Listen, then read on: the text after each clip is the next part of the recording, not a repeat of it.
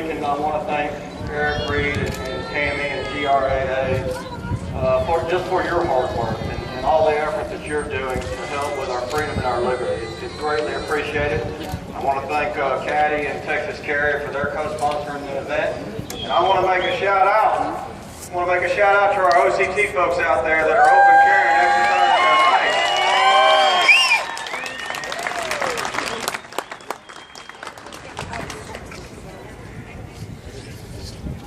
I was wondering what I was going to say to this group. I thought that I might have a campaign speech since I am running for office. I thought that I might have a nice picture of a gun in my hand to be able to come and look like I'm pro-Second Amendment.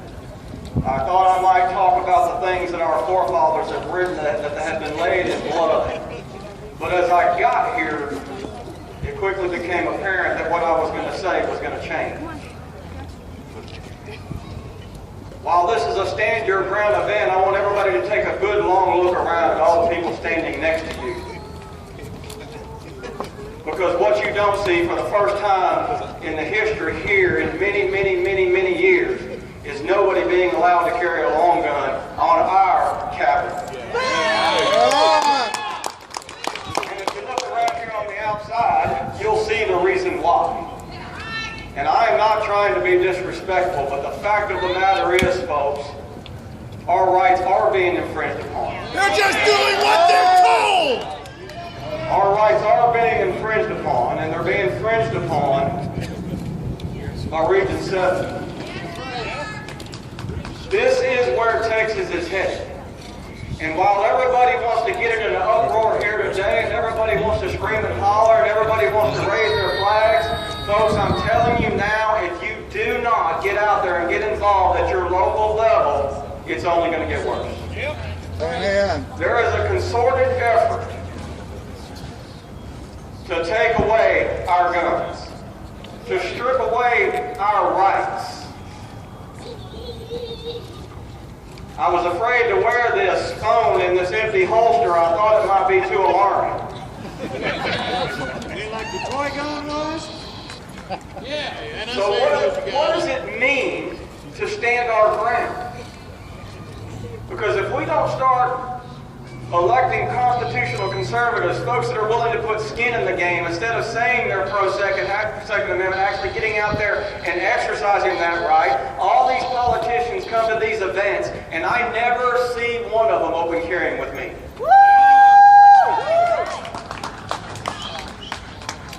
I'm not asking the legislature to pass open carry. I'm telling them to.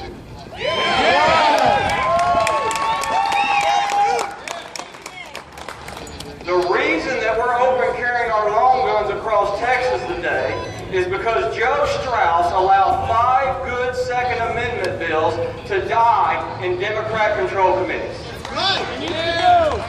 And we told them then, if you do not pass open carry, that we were going to put on our AR-15s and we were going to start walking around our cities and we are going to exercise our right whether you like it or not. Yes, sir.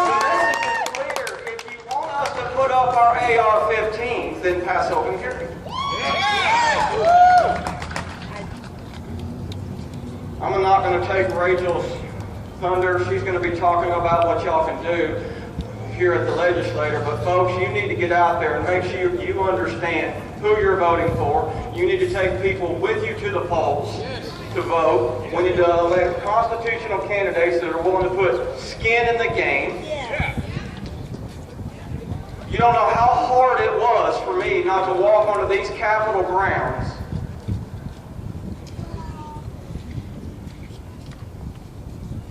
without my black powder revolver on my hip.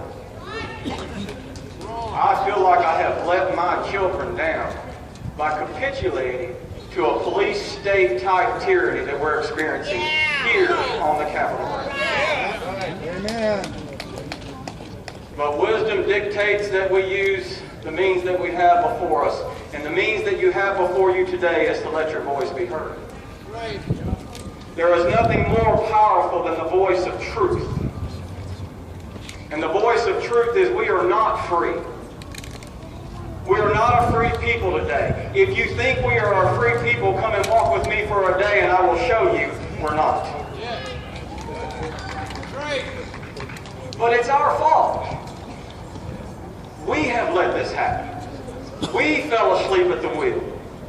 We've stayed at home instead of going out to our local meetings, to our local school board meetings, to our local commissioner courts meetings, to our local meet and greet the candidates, to our local primaries. We've stayed at home.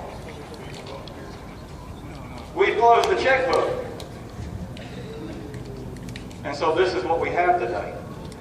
And I'm going to tell you folks, there's a concerted effort to take Texas and turn it blue. Never happened.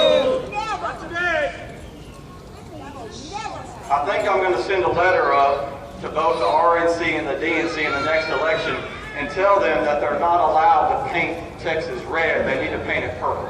Yeah, really. Because that's the truth. And I want y'all to think about this. We have supermajorities in both houses here in the Texas legislature. We have supermajorities.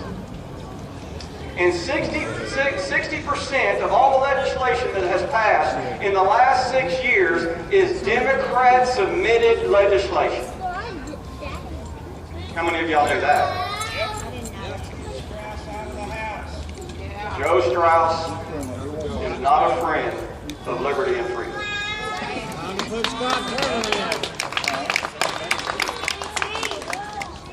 I want to apologize to y'all on behalf of all that have allowed us to get to this place that we are at today, to where you no longer can walk on the Capitol grounds exercising your Second Amendment rights.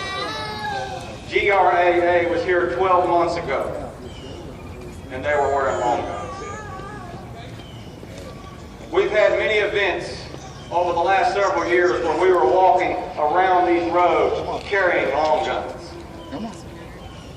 And yet, when I showed up here on September 13th of 2013, and I had a 1858 ball and cap revolver in a holster open carrying it, you would have thought I just robbed a bank. And ever since that day, Mr. McCraw, Region 7 DPS, has decided that he is above the law. That's right. Yeah. That's right, he's not. He has decided that he is above the Constitution. People talk about that we're heading into a police state, and Barry Smitherman's representative talked a while ago, one of the most important races that we have before us today is the Attorney General's race. My question to Mr. Greg Abbott today is, where have you been while the citizens have been being kidnapped and stolen from? Nowhere.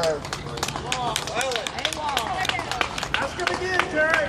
Mr. Abbott, where have you been while we have had citizen after citizen after citizen be unlawfully arrested across this state for lawfully exercising our right? It is not illegal to carry a black powder ball and cap revolver in a holster. As a matter of fact, it's not even illegal on the Capitol grounds today. That's right. That's the truth. DPS has said, well, we don't like it, so we're going to make a rule. Ooh. Folks, this is the truth. Sound like Obama. I'm not trying to beat up on DPS. As a matter of fact, I actually like some of these guys. Some of these guys are very unhappy that their leaders are behaving the way that they are. Just following orders is not an excuse. Didn't work in Vietnam, it doesn't work here. Lawful order. But the problem is leadership. And everyone here, when you go home today and you leave this event, I truly pray that you will go home with a desire to get back control of the people's capital.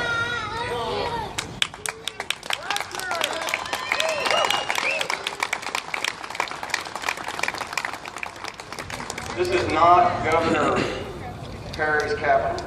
Nope. This is not the legislator's capital. Nope. This is not DPS's capital. Nope. This is your capital.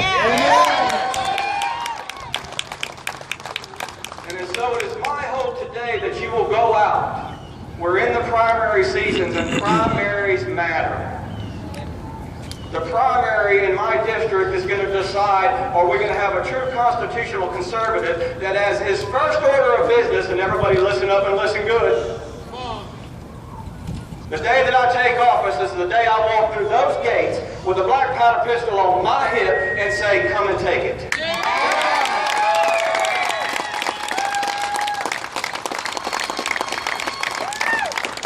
There's a saying that I have. I'm your Huckleberry. And I promise you I will do that.